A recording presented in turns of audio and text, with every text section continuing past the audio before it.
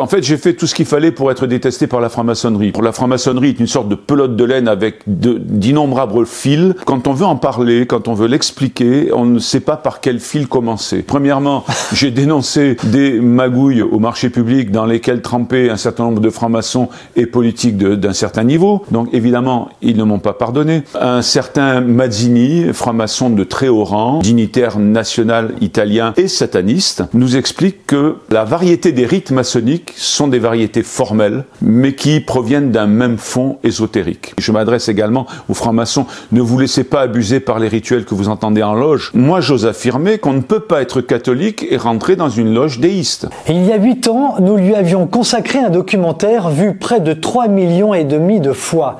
Catholicisme et franc-maçonnerie sont-ils compatibles? Serge Abad-Gallardo, ancien franc-maçon, répond dans son dernier livre Événement et il nous a reçus chez lui pour en parler. Il y a bientôt 8 ans, Serge Abad-Gallardo, je me trouvais ici, à cet endroit, pour vous interviewer et m'appuyant sur votre formidable, j'allais dire presque premier témoignage, celui d'un ancien franc-maçon et d'un homme ensuite converti à la foi catholique, j'ai pu réaliser un entretien documentaire grâce à vous, qui a été vu plus de 3 300 000 fois. Il est encore visible sur Internet, donc ceux qui ne l'ont pas vu peuvent le voir. Je mettrai le lien sous la vidéo. Si je reviens vers vous en cette année 2025, Serge, parce que vous sortez encore, j'allais dire, un nouveau livre, votre 6 ou 7e, je crois. Et je voudrais vous entendre précisément à l'occasion de la sortie de cet ouvrage. Tout d'abord, merci de m'accueillir à nouveau chez vous, Serge. Armel, bonjour, et merci en tout cas pour votre confiance et pour cette interview que vous comptez réaliser, puisque ce qui m'importe, parmi les choses qui m'importent le plus au monde, c'est de transmettre ce message consistant à dévoiler ce qu'est réellement la franc-maçonnerie et quels sont les pièges dans lesquels, notamment les catholiques, doivent éviter de tomber. Alors précisément, c'est le thème de notre entretien, Serge. Il est question dans cet ouvrage de la mystification de la franc-maçonnerie chrétienne. Qu'est-ce que cela veut dire, Serge?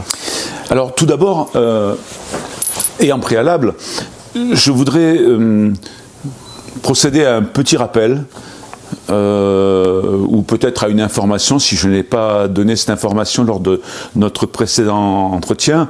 La franc-maçonnerie est diversifiée formellement, mais sur le fond, elle est unique. Je m'explique. Un certain Mazzini, franc-maçon de très haut rang, dignitaire national italien et sataniste, nous explique, alors je cite de mémoire, nous explique que la variété des rites maçonniques sont des variétés formelles, mais qui proviennent d'un même fond ésotérique. Donc ça veut dire quoi? Ça veut dire que finalement, malgré la diversification des apparences que les obédiences maçonniques professent, eh bien il y a un seul fond qui est l'hermétisme, l'occultisme et l'ésotérisme. Est-ce que cette diversification dont vous parlez, Serge, sont un des éléments de cette mystification? Oui et non.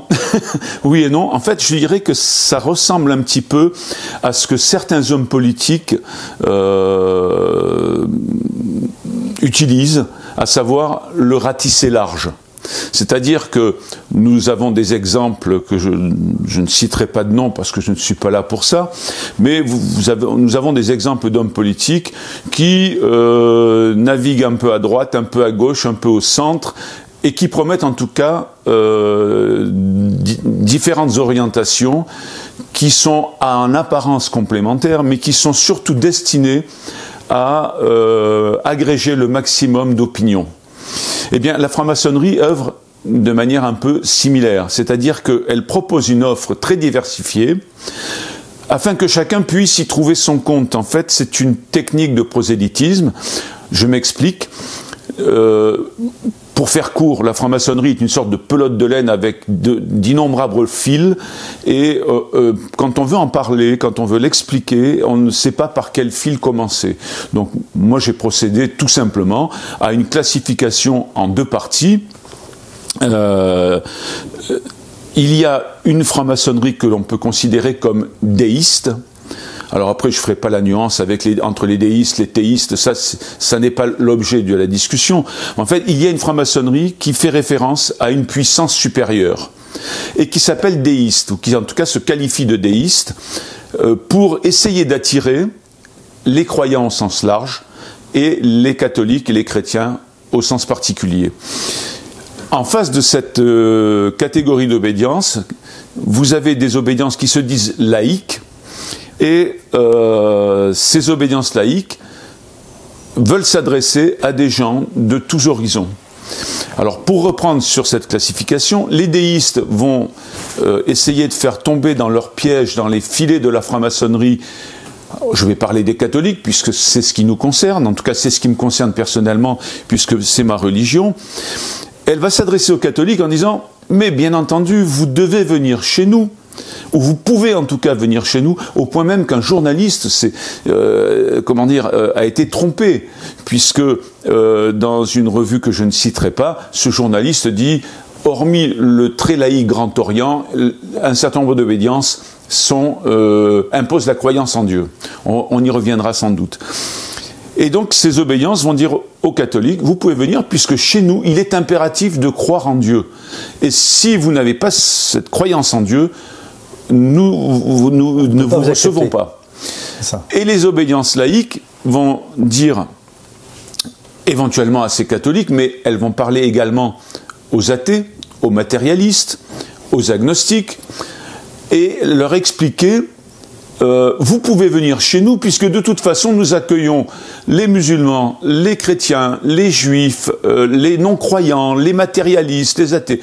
Donc c'est une sorte d'auberge espagnole où finalement tout le monde peut venir. Est-ce qu'on peut parler, Serge, de relativisme maçonnique finalement, c'est-à-dire cette multiplication des courants dans les deux cas crée une confusion dans les deux cas? Dans les deux cas. Alors concernant les obédiences dites laïques, en fait, c'est une véritable tromperie puisque la franc-maçonnerie, par définition, a vocation à aider l'être humain à apporter premièrement le bonheur sur Terre, à se développer d'un point de vue moral au point de vue personnel et à l'amélioration de l'individu qui entre en franc-maçonnerie. Moi, je me pose la question de savoir comment peut-on, dans une obédience laïque, chercher la vérité, puisque c'est l'objectif de la franc-maçonnerie, ou cheminer vers la vérité, si l'on ne fait pas référence à soit sa propre religion, soit à une non-croyance, ce que j'admets tout à fait de la part de certains individus, puisqu'il y a parfois, dans certaines religions, des antinomies complètes. Je prends par exemple l'islam, pour lequel j'ai du respect. Eh bien, je ne vais pas pouvoir parler de Marie en tant que catholique comme mère de Dieu, alors que le musulman va me dire par ailleurs que Jésus n'est qu'un prophète. Et que moi, je dirais que c'est le Fils de Dieu et Dieu incarné. Donc, chercher la vérité dans ces conditions me paraît conduire à un obstacle insurmontable. Par ailleurs, j'ai le témoignage d'une jeune femme qui, étant catholique, est rentrée dans une obédience laïque, que je qualifierais personnellement, sans que ce soit péjoratif, de laïcarde, c'est-à-dire une sorte d'intégrisme laïque, avec cette duplicité qui consiste à dire « vous pouvez venir chez nous puisque nous admettons croyants et non-croyants ». Eh bien, elle m'a avoué, et j'en témoigne puisque j'ai fréquenté aussi des obédiences laïques, elle m'a avoué que dans son atelier, l'atelier étant la cellule de base de la franc-maçonnerie, prononcer le nom de Dieu était vécu comme une insulte. Concernant les obédiences qui se disent déistes, eh bien, j'ai l'exemple d'une citation d'un ancien grand maître de la Grande Loge nationale française, qui s'est scindé ensuite en Grande Loge de l'Alliance maçonnique française et GLNF d'un autre côté, à la suite d'une mésentente interne. Eh bien, ce grand maître nous explique qu'il est indispensable d'avoir la croyance en Dieu pour rentrer à la GLNF. Mais pas seulement à la GLNF, dans d'autres obédiences déistes. Alors, je cite ce grand maître. Au nombre des dispositions de notre règle, la croyance entre parenthèses, non dogmatique en Dieu, grand architecte de l'univers. Donc, je ne vais pas disserter, puisque je l'ai fait dans un certain nombre de mes ouvrages et de mes conférences, mais très rapidement, on s'aperçoit que ce grand maître oppose la croyance et la foi. Il ne parle pas de foi, il parle de croyance. Or, la croyance est une simple opinion intellectuelle, la foi est quelque chose de bien plus profond. La foi est l'adhésion à un Dieu qui se révèle. Ça n'est pas une opinion selon laquelle il y a quelque chose plutôt que rien, comme aurait dit Leibniz et Parménide avant lui. Ensuite, il exprime que cette croyance doit être non dogmatique. Alors je pose la question à tous les catholiques qui écouteraient votre interview. Peut-on être catholique si on n'adhère pas au dogme de l'Église? C'est-à-dire la Trinité, l'incarnation, la virginité mariale, la résurrection, etc. À partir de là, moi j'ose affirmer qu'on ne peut pas être catholique et rentrer dans une loge déiste. Et que cette croyance en Dieu, qui est le grand architecte de l'univers, de l'aveu même de ce dignitaire, n'est pas la foi dans le Dieu trinitaire que nous, catholiques, connaissons. Le deuxième point, qui va concerner aussi bien les obédiences déistes que les obédiences laïques, c'est que j'ai un extrait d'un organe maçonnique qui s'appelle le Suprême Conseil. Pour donner un élément de comparaison, le Suprême Conseil d'une obédience, c'est un peu pour l'Église la sacrée congrégation pour la doctrine de la foi. Donc c'est celui qui pose les règles de dogme, on va dire, hein, puisque la franc-maçonnerie est dogmatique, hein, contrairement à ce qu'elle affirme, ça je le démontre. Eh bien, voilà ce que dit ce Suprême Conseil dans un document que j'ai en ma possession et qui m'avait été fourni d'ailleurs, puisque c'est un document du 18e degré que je n'ai pas atteint, mais que Maurice Caillé avait atteint et qu'il m'a donné. Pourquoi les ritualistes du XVIIIe siècle, donc date de création de la franc-maçonnerie, s'en sont-ils tenus à la tradition biblique? Il y a énormément de références bibliques dans les, dans les rituels maçonniques, qu'ils soient laïques ou déistes. Donc, et là, voilà l'aveu de la duplicité maçonnique. Il faut aussi se persuader que la maçonnerie des hauts grades n'aurait pu à ses débuts être tolérée par l'Église encore puissante et par un pouvoir civil soupçonneux si elle ne s'était pas donné un masque rassurant. Donc moi ça me renvoie, cette phrase me renvoie à l'expression du pape Léon XIII, qui est, je pense, parmi les papes, un de ceux qui avaient le mieux compris la doctrine maçonnique et qui nous dit: montrez la franc-maçonnerie telle qu'elle est et ôtez-lui le masque dont elle se couvre. C'est un peu ce que je fais avec mes livres. Voilà, donc on voit bien qu'il y a ces deux catégories d'obédience et que le livre dont nous parlons va traiter essentiellement de la franc-maçonnerie qui se dit déiste et qui est un piège faramineux pour y faire tomber les catholiques, pour les mener à l'apostasie. Et je prends comme exemple un rite particulier qui s'appelle le rite écossais rectifié, qui est prétendument chrétien, et je parle également d'une obédience qui s'appelle le Grand Prieuré des Gaules. Alors je vais vous donner un exemple d'obstination maçonnique qui depuis 3 siècles perpétue le mensonge ou l'erreur selon les cas, selon lequel on peut être catholique et franc-maçon. Eh bien, le Grand Prieuré des Gaules, sur son site web, vos auditeurs peuvent le vérifier, hein, pose la question suivante: peut-on être catholique et franc-maçon?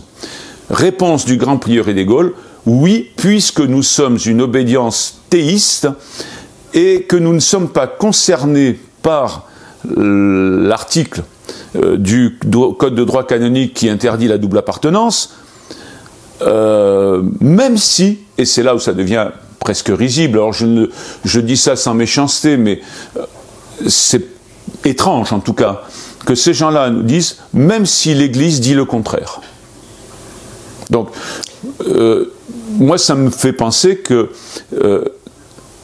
ça me fait penser à quelqu'un qui pourrait me dire, par exemple, peut-on être musulman et catholique, alors même que les musulmans nous disent que c'est pas possible et que les catholiques nous disent que c'est impossible. Ce sont deux religions, sans doute cousines, mais en tout cas qui ne sont pas identiques. Voilà.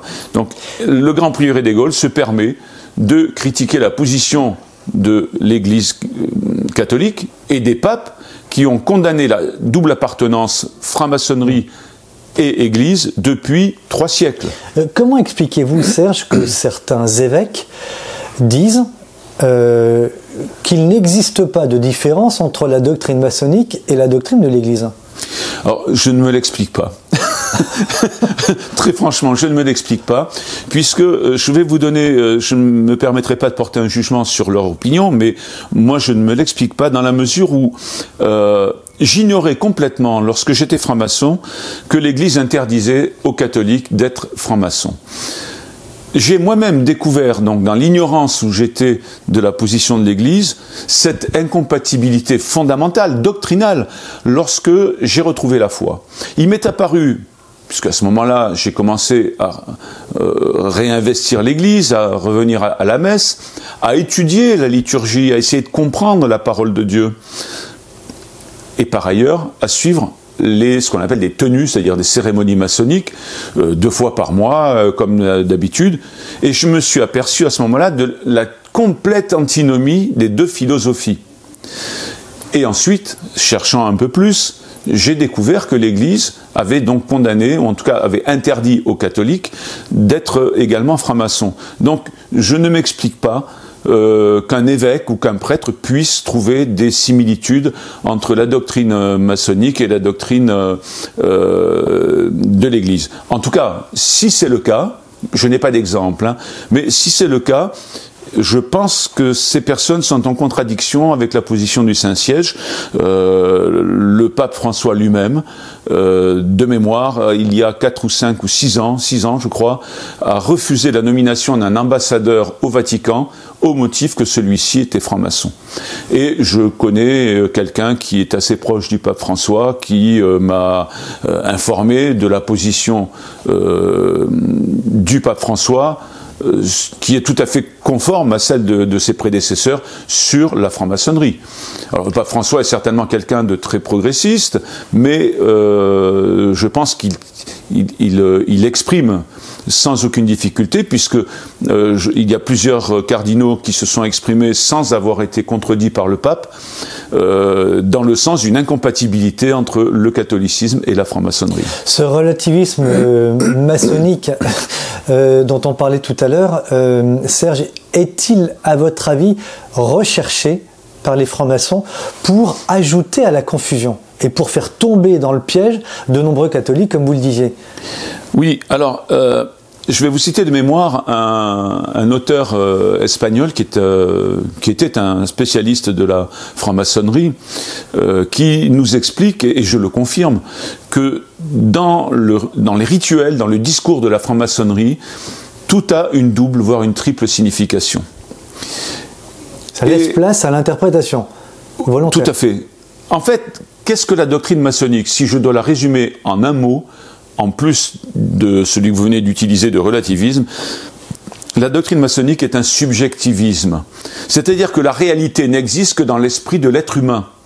Alors on pourrait disserter là-dessus, hein, pour la franc-maçonnerie,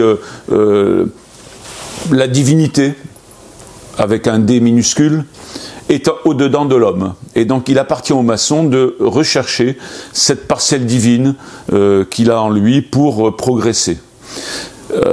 Donc la réalité n'existe pas en tant que telle, il n'y a donc pas d'absolu. Et je reviens au terme que vous utilisez de relativisme.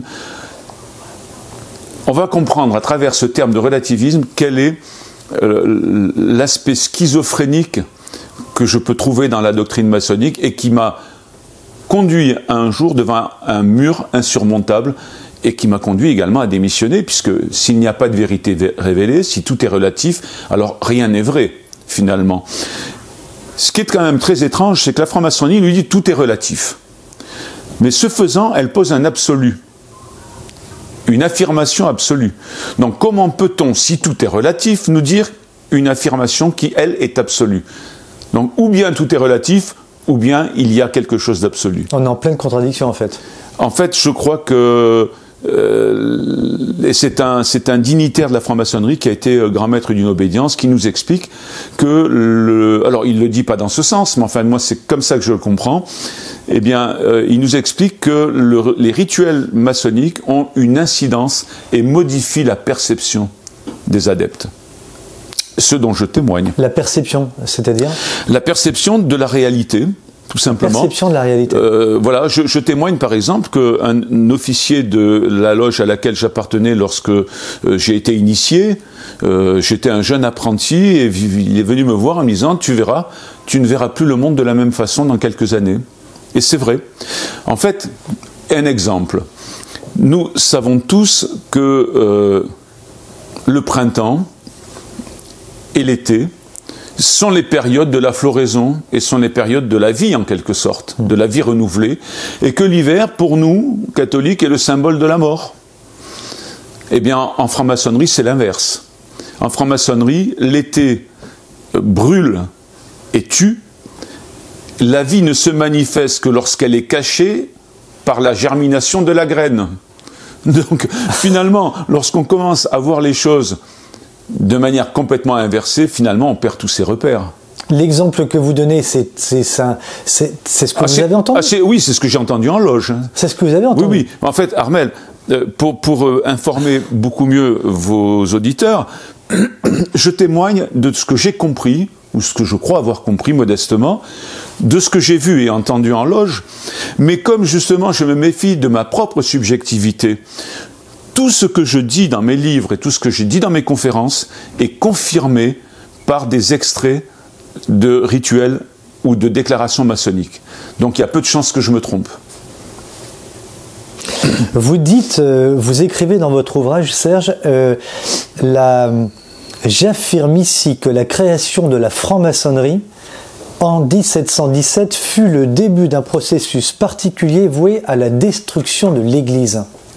Bien, pour répondre à cette question, d'abord oui, j'en témoigne puisque j'ai entendu... Une question qui n'en est pas une, là je vous rapporte des propos qui viennent de votre ouvrage, Serge. Oui, mais si je le dis, c'est parce que je l'ai entendu en loge. Il y a... Alors, je vais préciser mon propos.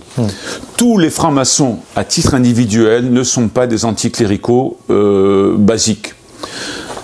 Il y a même des gens qui sont très favorables à l'Église, mais ils sont peu nombreux. Globalement, la franc-maçonnerie, et je précise que je ne critiquerai jamais les francs-maçons en tant que personne, mais que je parle des doctrines. Bien, la franc-maçonnerie est anticléricale. Elle a été créée, en quelque sorte, dans l'objectif d'annihilation de l'Église. Je prendrai par exemple une déclaration d'un ancien grand maître. Alors le grand maître... Pour la franc-maçonnerie, c'est le pape pour l'Église. Hein. C'est quelqu'un qui dirige une obédience, c'est une autorité morale, spirituelle et administrative. Voilà ce que dit ce grand maître. Le triomphe des Galiléens, c'est comme ça qu'il appelle les chrétiens, dit le président du Grand Orient, le sénateur Delpech, le 20 septembre 1902, a duré 20 siècles. Mais maintenant, il meurt à son tour. L'Église catholique romaine, fondée sur le mythe galiléen, donc vous voyez, on est dans la mythologie. Jésus est un archétype, ça n'est pas un humain, ça n'est pas Dieu incarné, c'est un archétype, c'est presque une... Comment dire, c'est un personnage inventé. Voilà, c'est une mythologie. D'accord. Eh bien, l'Église catholique a commencé à dépérir rapidement dès le jour où fut établie l'association maçonnique. Alors, on va m'objecter certainement, j'entends d'ici un certain nombre de francs-maçons, parce que je connais leur réponse. Oui, mais 1902 et Grand Orient. En fait, la franc-maçonnerie est tout aussi anticléricale aujourd'hui qu'au début du XXe siècle.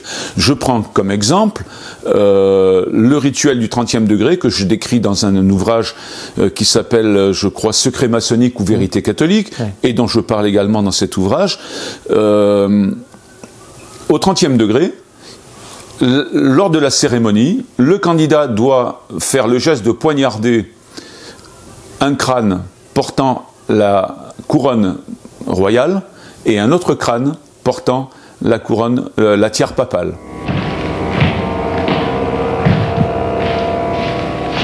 Monsieur, voulez vous frapper à ça? Mère Ahmed, on frappe irrégulièrement à la porte du temple. Qui frappe irrégulièrement à la porte du temple? C'est un profane qui demande à être reçu franc-maçon. Frère grand expert et vous, frère maître des cérémonies, introduisez ce profane. Debout, mes frères, glaive en main.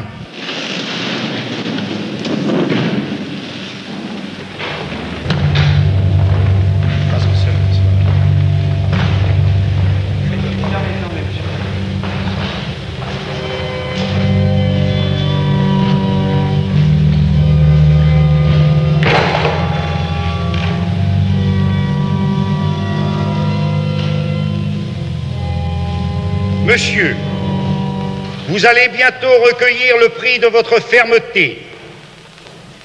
Frère grand expert et frère maître des cérémonies, conduisez le récipiendaire sur la 3e marche de l'Orient afin qu'il y prête son obligation. Monsieur, étendez la main droite. Répétez avec moi mentalement l'obligation solennelle que je vais lire.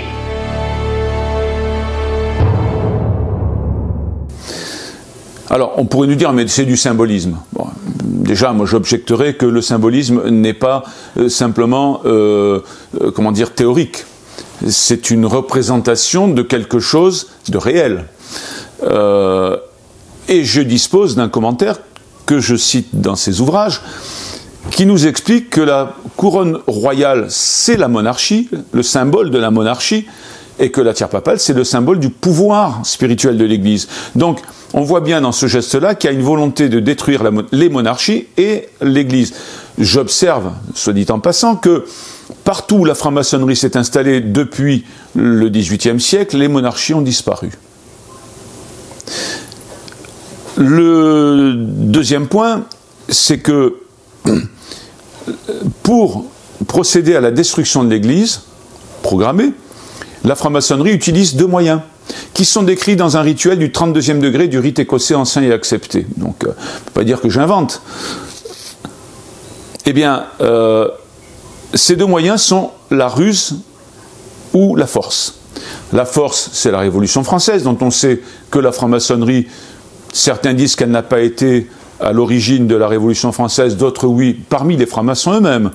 En tout cas, qu'elle a joué un rôle déterminant. Ça, c'est admis par la plupart des historiens de la franc-maçonnerie ou par les obédiences maçonniques. Elle a joué un rôle déterminant dans, on va dire, la chute de l'Ancien Régime et l'instauration de la République telle que nous la connaissons aujourd'hui. Voilà pour la force.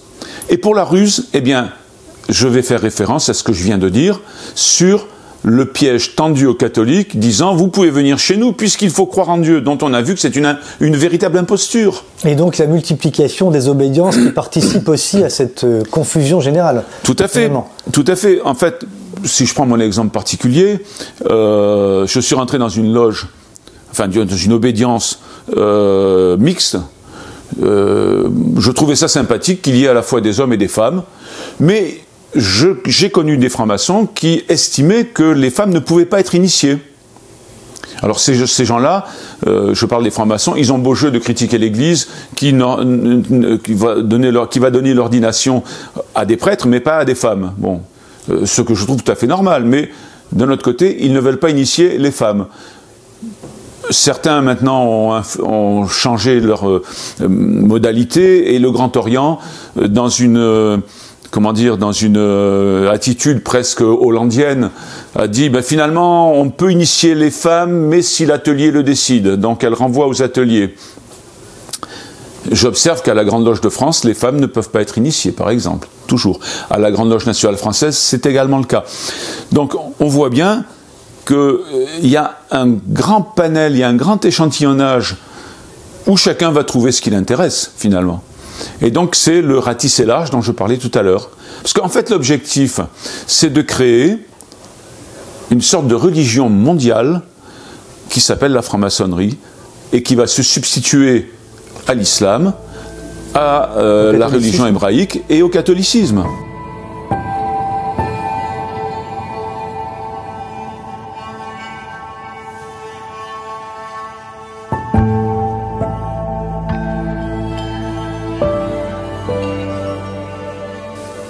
une religion mondiale. C'est leur objectif final. Ah, je démontre dans mes conférences, assez facilement d'ailleurs, que la franc-maçonnerie est une religion. D'ailleurs, je ne vais pas épiloguer sur ce thème, c'est pas l'objet, mais prenons les constitutions d'Anderson, de mémoire. Les constitutions sont le socle, hein, c'est quand même... C'est comme la colonne vertébrale d'une... Voilà, c'est la colonne vertébrale de la franc-maçonnerie. Ouais. Eh bien, dans ce texte, il est dit, il est plus opportun, bien que chacun soit soumis... Alors, à l'époque, il y avait une confusion entre le pouvoir politique et le pouvoir religieux. Mais donc, bien que certains soient soumis à l'appartenance de la religion de son pays, il est plus opportun de ne les soumettre qu'à cette religion universelle qu'est la franc-maçonnerie. Donc le terme de religion, il signifie bien quelque chose, d'autant que les rédacteurs de cette constitution sont deux pasteurs. Ce ne sont pas des gens qui ignorent complètement ce que veut dire le signifiant religion.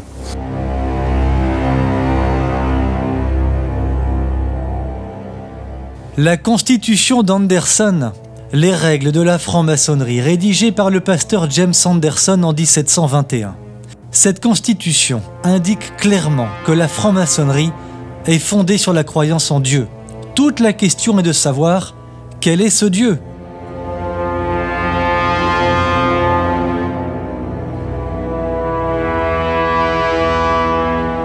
Car cette constitution n'a rien à faire et surtout rien à voir avec l'Église catholique. Je voudrais revenir un petit peu en arrière sur une tête de chapitre de votre livre, lorsque vous écrivez que la franc-maçonnerie, y compris chrétienne, dites-vous, conduit à l'apostasie. Oui, bien sûr. En fait, bon, là je donne un témoignage dans le livre de quelqu'un que j'ai bien connu, chrétien fervent, le genre de personne qui ne loupe pas une messe du dimanche, qui lorsqu'il peut y aller en semaine, y va, et qui m'a avoué, de manière un peu triviale, je suis un cul béni. Voilà. Donc, plus catholique que ça, c'est compliqué. Eh bien, cet homme-là rentre dans une obédience déiste, selon ses propres termes, christique, et qui pratique le rite écossais rectifié. Ce rite qui se dit chrétien. Eh bien, au bout de quelques années, cet homme a quitté l'Église, je ne l'ai plus vu à la messe, pour rester en franc-maçonnerie. Donc il a perdu la foi. Il a perdu la foi. Et alors quand je lui ai expliqué, bien avant qu'il ne quitte l'Église, qu'il ne pouvait pas être franc-maçon et catholique, eh bien il m'a dit non mais l'Église n'a rien compris. Donc on imagine à quel point la doctrine maçonnique peut amener ses adeptes à une sorte de, presque, comment dire, de prétention pour s'estimer supérieur, non pas à un pape ou au jugement d'un pape, mais au jugement de 3 siècles de papauté. Voilà, donc effectivement, ça c'est pour un exemple. De quelle manière la franc-maçonnerie pourrait amener à l'apostasie? Alors, je précise que mon propos concerne les gens qui sont sincèrement francs-maçons et sincèrement catholiques. Parce que si on va en franc-maçonnerie comme on va au club de bridge pour passer un moment, ou de la même manière à l'église pour voir le prêtre et lui dire bonjour, évidemment l'apostasie, elle est peut-être déjà en place d'ailleurs, mais elle n'intervient pas du fait maçonnique. Voilà. Donc je parle des gens qui sont sincères dans leur démarche, et il y en a en franc-maçonnerie. Eh bien, si on prend un rituel qui n'est pas un rituel déiste, comme le rite écossais ancien et accepté, bien que dans les hauts grades, il y ait une sorte de référence à une spiritualité. Hein. Eh bien, si on prend ce rituel, Jésus est un homme. Pour le rite écossais ancien et accepté, je crois que c'est au 26e ou 28e degré, donc il n'est pas étonnant que les francs-maçons qui constituent la masse énorme de ceux qui sont dans ce qu'on appelle les loges bleues, qui ne dépasseront pas le grade de maître, ignorent complètement ce dont je vais vous parler. Puisque là, on est dans les hauts grades et dans les plus hauts grades. Eh bien, je paraphrase le rituel. Jésus n'est pas Dieu. Alors, il n'y a pas une négation explicite, mais on nous dit Jésus est un grand initié, au même titre que Moïse, Pythagore, Socrate, Confucius ou Mohamed. Ah oui. Alors bon, moi, comme je vous le disais tout à l'heure, j'ai du respect pour toutes les religions. Je peux comprendre que les musulmans considèrent que Mohamed est un prophète. Je peux comprendre que les philosophes estiment que Pythagore est un grand sage. Mais je ne peux pas comprendre qu'un catholique dise que Jésus est un simple prophète. Ça n'est pas possible. Donc on voit bien que le 26 ou 27 ou 28e degré, je ne sais plus, c'est dans ces catégories-là, celui qui est arrivé à ce niveau, il a passé en moyenne entre 10 et 20 ans en franc-maçonnerie. Je veux dire par là que la doctrine s'est inculquée en lui. S'il est catholique, quel choix va-t-il faire pour lui? Est-ce que Jésus est un initié ou est-ce qu'il est Dieu incarné? Et donc soit il quitte la franc-maçonnerie, soit il quitte l'Église. Donc s'il quitte l'Église, il va à l'apostasie. Ensuite, pour parler plus précisément de l'objet de l'ouvrage, sur le rite prétendument chrétien, qui est le rite écossais rectifié, pour faire court, c'est un gnosticisme. En fait, le gnosticisme, je vais le définir très rapidement, bien que ce soit relativement complexe, et que c'est une doctrine qui n'est pas complètement monolithique. Le gnosticisme, c'est le salut par soi-même. C'est-à-dire qu'on rejoint un peu la doctrine du pélagianisme, c'est-à-dire que je me sauve moi-même, et je me sauve non pas parce que j'aurai finalement, comme saint François d'Assise, les stigmates et la révélation d'un Dieu qui finalement m'amène à la sainteté. Non, je vais me sauver parce que je vais acquérir la connaissance. C'est ça l'objectif de la franc-maçonnerie, qu'elle soit laïque ou qu'elle soit déiste. Et c'est là où je rejoins l'ouvrage dont vous parliez tout à l'heure, Je servais Lucifer. En fait, que dit le serpent à Adam et Ève? Si vous mangez du fruit de la connaissance, vous deviendrez comme des dieux et vos yeux s'ouvriront, connaissant le bien et le mal. On va voir au 30e degré une confirmation de ce que je vous dis, dans la mesure où le rituel nous explique que le candidat au 30e degré est rentré par la porte des hommes, c'est-à-dire lorsqu'il a été initié, au 1er degré du grade d'apprenti, et il en sort au 30e degré par la porte des dieux. Un grand maître d'une obédience spiritualiste, voire déiste même, nous explique, et je le cite dans un de mes ouvrages, qu'est-ce que l'initiation? C'est tuer l'homme pour en faire un dieu. Donc, le chrétien qui va se prendre pour un dieu, finalement, fait œuvre luciférienne. Et il est donc, on ne peut pas être plus dans l'apostasie que si on suit Lucifer. C'est là où on voit les contradictions absolues entre la franc-maçonnerie et l'Église catholique. L'Église catholique qui a toujours prôné l'humilité, et la franc-maçonnerie qui, du coup, favorise l'orgueil. Alors, on peut dire ça. En effet, un des auteurs principaux de doctrine maçonnique nous explique que, en termes d'autorité morale, spirituelle et comment dire, presque transcendante, il n'y a rien au-dessus du maître. Or, le maître, c'est celui qui va achever, le grade de maître, et le grade qui va achever le parcours de ce qu'on appelle les loges bleues, qui sont les loges qui décernent le grade d'apprenti, compagnon et maître. Ensuite, il y a les hauts grades qui sont plus ou moins nombreux selon les rites, mais qui ne sont qu'un approfondissement de tout ce qui est contenu dans le grade de maître. Au grade de maître, là aussi on va rejoindre l'apostasie. Il y a ce qu'on appelle la légende d'Hiram. Alors, très rapidement, j'explique dans mes ouvrages et dans mes conférences qu'Hiram est un descendant de Tubal-Caïn. Tubal-Caïn étant lui-même un descendant direct de Caïn. On sait que dans l'Antiquité, la descendance, la filiation est également une filiation spirituelle. Donc, je donne comme exemple des écrits maçonniques qui nous expliquent qu'Hiram, le Hiram prétendument biblique, puisque ça n'est pas le même, mais ils veulent s'en inspirer pour mieux procéder à une confusion dans les esprits, se réincarne dans chaque maître.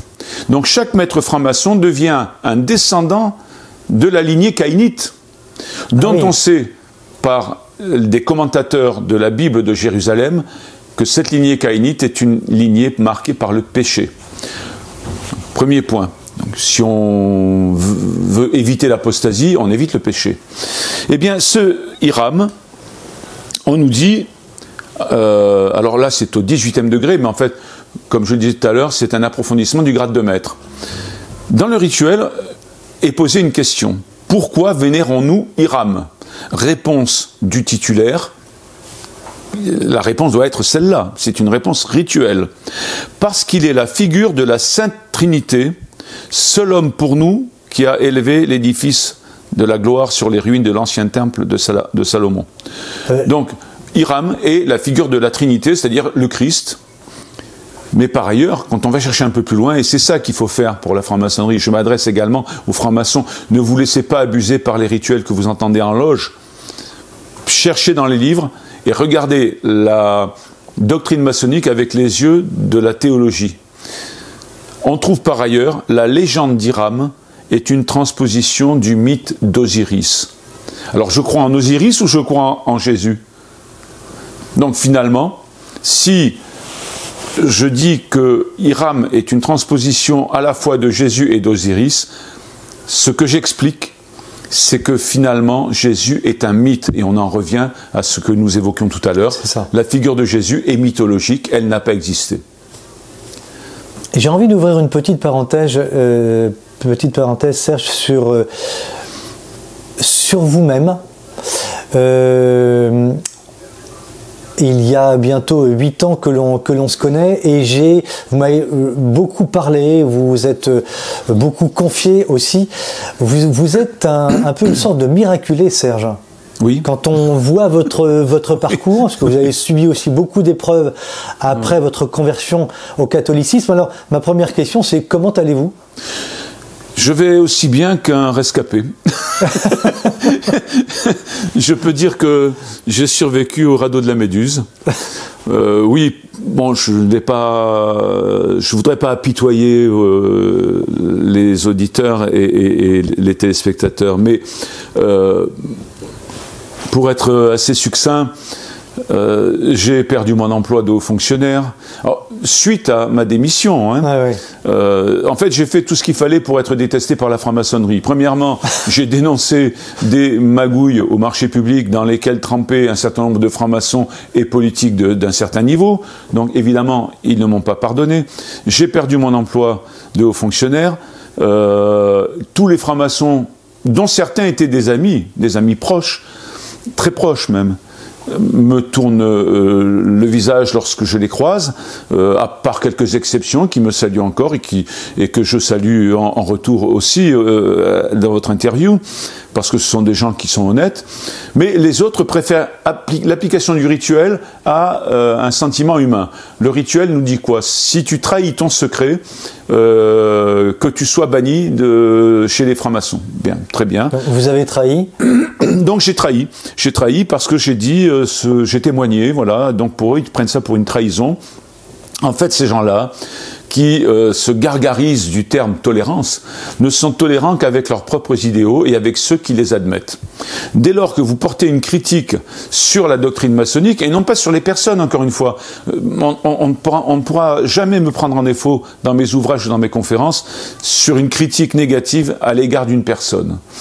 Eh bien, ne m'ont pas pardonné de critiquer la doctrine maçonnique. Moi, en ce qui me concerne, je veux bien admettre que des gens puissent critiquer l'Église ou la doctrine de Jésus. Chacun a le droit de penser ce qu'il veut. Après, il y a un débat, hein, la démocratie, c'est ça, mais paradoxalement, les champions de la démocratie que sont la franc-maçonnerie m'ont dernièrement interdit de parole lors d'une conférence prévue à Genève. Voilà, alors j'ai eu droit à tous les qualificatifs habituels, complotistes, extrême droite, intégristes religieux, etc. À tel point qu'ils ont implicitement fait peur aux propriétaires de la salle et la conférence a été annulée. Ouais. Voilà, donc ça, c'est pour parler de la tolérance et de l'attitude des francs-maçons à mon égard. Donc ma situation n'est pas très confortable. En tout cas, je préfère ma situation aujourd'hui avec la foi et les ennuis que le chemin de foi a pu occasionner à la situation antérieure où je n'avais pas la foi. Donc ça, c'est une précision qu'il faut que j'apporte. Ensuite, ces gens-là m'ont tellement persécuté d'une manière ou d'une autre que j'en ai fait un cancer du sang. Lorsque le diagnostic m'a été posé, le médecin m'a dit, de manière assez brutale d'ailleurs, que c'était un cancer qui était incurable. Et comme ma fille à l'époque allait passer son bac, qu'il fallait que je prévoie son avenir, je lui ai posé la question de savoir, je prends exemple sur le Christ, je peux tomber à genoux mais je me relève. Donc je lui ai posé la question de savoir combien de temps me reste-t-il ? Parce qu'il fallait que je prévoie mon testament, le financement des études de ma fille. Et tout aussi brutalement, le médecin me dit 6 mois. Alors ça, c'était en avril 2019. Je me souviens de ça. Ouais. Bon, je suis toujours là. Donc vous êtes un miraculé, Serge. Je ne sais pas, je peux pas dire, je voudrais pas employer ce terme, parce que je pense que ça serait prétentieux, mais je pense que Dieu veut que je continue la mission qu'il m'a confiée d'informer sur le danger que représente la franc-maçonnerie. Puisque ce cancer a entraîné indirectement une insuffisance rénale au stade terminal, c'est-à-dire que j'étais en dialyse depuis avril 2019, et que depuis 3 ans, mes reins se sont remis à fonctionner. Certes, pas parfaitement, mais mon médecin, qui est d'ailleurs un médecin qui est de culture musulmane, qui semble croire un minimum en Dieu, me dit je ne m'explique pas ce fonctionnement nouveau parce que c'est impossible. Lorsqu'on a une insuffisance rénale au stade terminal, les reins sont morts. Ils ne repartent plus jamais. Et il me dit, c'est pas moi qui ai employé le terme, il m'a dit c'est un miracle. Voilà. Bon, je pense que je vais être un petit peu trivial, pardonnez-moi, mais j'aime bien faire de l'humour. Je crois que Dieu m'a à la bonne. En fait, comme disait saint Paul, là où le péché abonde, la grâce surabonde. Et j'ai été très pécheur. Alors, ça ne veut pas dire qu'on ne comprenne bien ce que je veux dire. Il ne faut pas aller vers le péché pour ensuite se sauver. Hein. mais Dieu permet, justement, dans sa toute-puissance, de repêcher les pécheurs. Et si les pécheurs lui ouvrent les bras, eh bien, il les accueille avec amour. Voilà. Donc, effectivement, je peux dire aujourd'hui que j'ai eu beaucoup de chance. Et pour faire un petit clin d'œil, dans mes prières, il y a souvent une phrase que j'adresse à Dieu en disant « Si tu veux que je continue à écrire pour toi, donne-moi encore la santé quelques années. » Vous m'avez dit il y a longtemps, Serge, c'est la Vierge Marie qui m'a sorti de l'enfer dans lequel je me trouvais. Vous avez une dévotion pour la Vierge Marie. J'ai toujours du mal, Armel, à en parler, mais bon, comme on sera en différé, vous interromprez si j'ai des larmes. Parce qu'il me reste quand même encore un peu de culture andalouse dans le sang que j'ai en moi. Et les Andalous n'aiment pas pleurer en public. Parce qu'effectivement, depuis cet événement à Lourdes, j'ai le don des larmes. Et le fait d'évoquer Marie provoque en moi une grande émotion. Effectivement, Marie a intercédé pour que je retrouve la foi. Et je crois qu'elle a appelé l'Esprit Saint à la rescousse, puisque ce fut relativement brutal, inattendu, soudain. Et à la suite de cet événement vécu à Lourdes, que j'explique dans un livre qui s'appelle « La conversion d'un franc-maçon », il a fallu que je l'écrive parce que à chaque fois que les gens me posaient la question, je ne pouvais plus parler. Voilà. Même là, j'ai du mal. Ça m'est difficile parce que j'aurais envie de prendre Marie dans mes bras. Voilà. Bon, je vais arrêter là parce que c'est très fort et je crois que oui, j'ai une grande dévotion pour elle. Marie, notre mère à toutes. Y compris, elle est la mère des francs-maçons et le problème, c'est qu'ils ne le savent pas. Et je prie pour leur conversion. Ou ils ne veulent pas le voir. Ils ferment leur cœur. Ils ont, comme disait saint Paul, un cœur de pierre. Voilà. Ils font obstruction à la grâce, on peut dire ça. Moi, je dis souvent, quand je réponds à des questions après mes conférences, je compare l'être humain à un mendiant et Dieu à un homme riche, immensément riche. On aura compris que je fais une allégorie entre l'argent et la spiritualité. Et je dis, voilà, l'homme, l'être humain, est un mendiant assis au bord d'une route, sur un trottoir, et qui tend la main. L'homme riche, Dieu, passe et lui donne une liasse de gros billets. Bien, si l'homme ferme la main, il ne récupérera jamais rien. Donc il faut avoir confiance en Dieu et croire véritablement que ce ne sont pas des billets de fausse monnaie.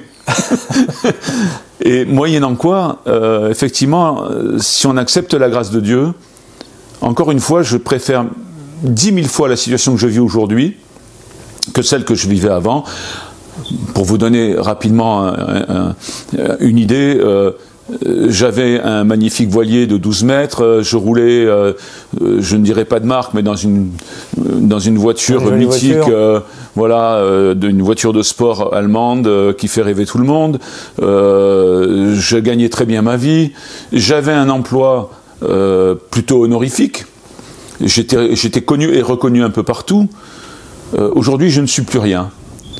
Alors, c'est difficile parce que j'ai toujours une part d'orgueil en moi. Et celui qui est aujourd'hui mon directeur spirituel, qui est un chanoine de l'abbaye de la Grâce, me connaît bien, même si de temps en temps je lui cache des choses. Il a bien deviné qui j'étais. Et il m'a offert justement un texte sur l'humilité, que j'essaye de mettre en pratique. Mais c'est très dur, parce qu'à chaque fois que je me dis « mais là tu es humble », eh bien je crois que je ne le suis pas. Ouais. Forcément, lorsqu'on se reconnaît humble, c'est déjà une preuve d'orgueil.